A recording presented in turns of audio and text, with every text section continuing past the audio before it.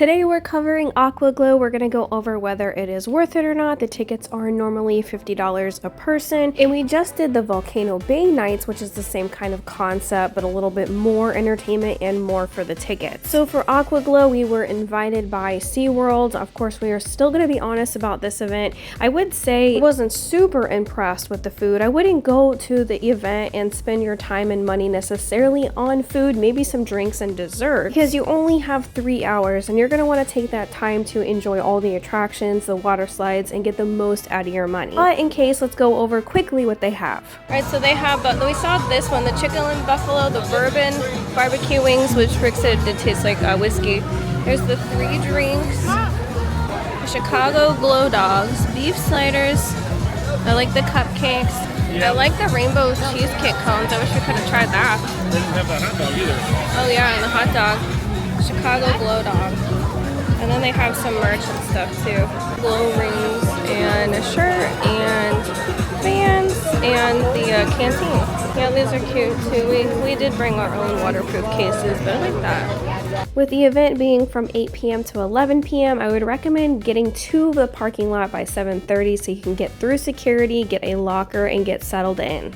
Alright, so we're here a little bit early. I recommend you getting here earlier just so you can take advantage of the full 3 hours. There's not a lot of people right now. Alright, so it is time to get in the water. I'm going to get situated here, film around the park to see the crowd wait times, which is probably not going to be much, and then go in with them.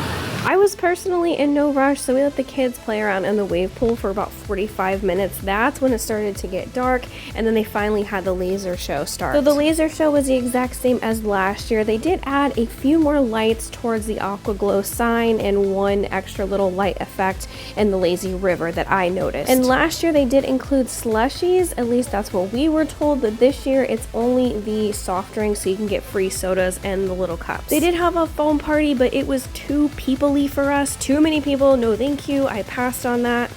The kids area is open. There's not a lot of people over here. We're gonna go to the Rapids River this way, and they have the Life Fest. One thing we were disappointed about Volcano Bay was that their Rapid River was not open, so at least with AquaGlow, both of their little lazy river areas were open. And of course, you gotta go through those little light tunnels. That's probably one of the biggest highlights, but it's pretty cool to see at night. So just like before, they have the cute rings up here, which is what's really fun. I think we have two different sections. They have different fun lights, which I think is more lit up than Volcano Bay.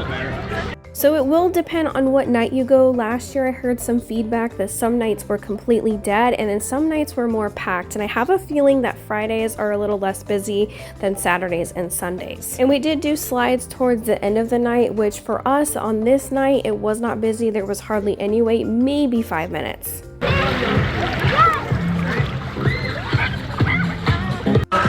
When we were at Volcano Bay, this was all they wanted to do, was go in like a rapids river, and we couldn't, so I know they're happy right now.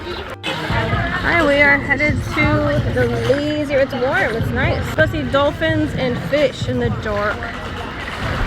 Alright, so this, oh my, scared me. Is this like is that jump scare? Doesn't seem like there's much of a line for the Tassie's underwater twist, so that's nice.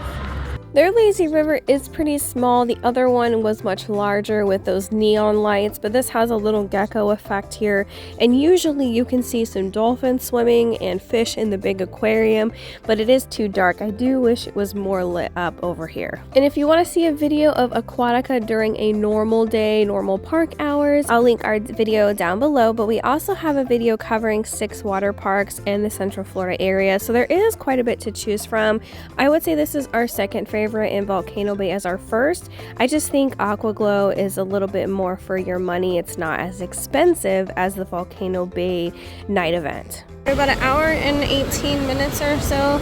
Wave pool's a little full, but not too bad. It looks like the line is like right up there, so not bad. Maybe 10 minutes for that wait. And then we got Rita's there. It was a choice between Rita's gelato or the Dippin' Dots, and we chose Rita's. It is about $10 a person though if you each get an ice cream. It's only $1 difference between the small and the large. It's very cherry. like a mix of mango with the vanilla. It's good. And the kids got cotton candy. And then Rick got cherry with his. It's melting everywhere. Is it good? The cherry's good? It's very cherry. You want to try my mango? Freaking sweet. Alright, so there's not much line. It's just a lot of stairs. But that's expected at a water park. So we have about an hour left of the park. I didn't film the whole slide because some of the big drops, it is really hard to hold on and film at the same time. Let's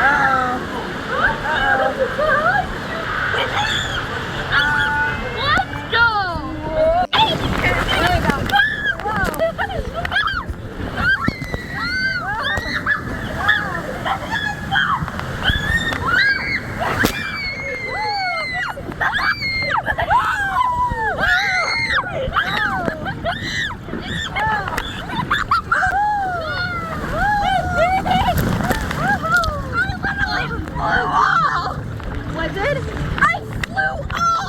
So Ray Rush has another one right next to it. Again, there was hardly any wait at all, maybe 5 minutes. I did not film on this one because it has a big drop and you really do have to hold on. If you experience a similar kind of crowds as we did, you can easily get all of the slides in. We took our time in the lazy river and in the wave pool, so we did skip on some of these slides that we've done a bunch of times, but they are fun to do and there are a bunch here.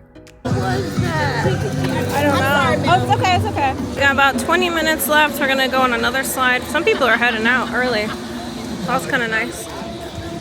Up here was the one slide we just did that has a big drop. There are a couple of them like that. Sometimes they hurt my neck, so you really do have to be careful, especially getting older. I believe the drop slides were open too. There was just a few slides that were closed, but I noticed they were closed earlier in the day too. So we had 8 minutes left of the event. We went back to the wave pool per the kids' request, and they do kick you out right at 11. The event runs through September 27th, and it's actually interesting because the Busch Gardens water park in Tampa called Adventure Island is also getting an AquaGlow. Disney has its own too, we just haven't done that one yet. Whether you go to Aquatica day or night, it is still a really fun water park near SeaWorld and International Drive. So yes, I would say the event is worth it if you can do $50 a person, but I do wish it came with maybe some free snacks, kind of like the Disney events do. But considering that this event is $30 to $40 cheaper than Volcano Bay and Disney, you can't really complain too much.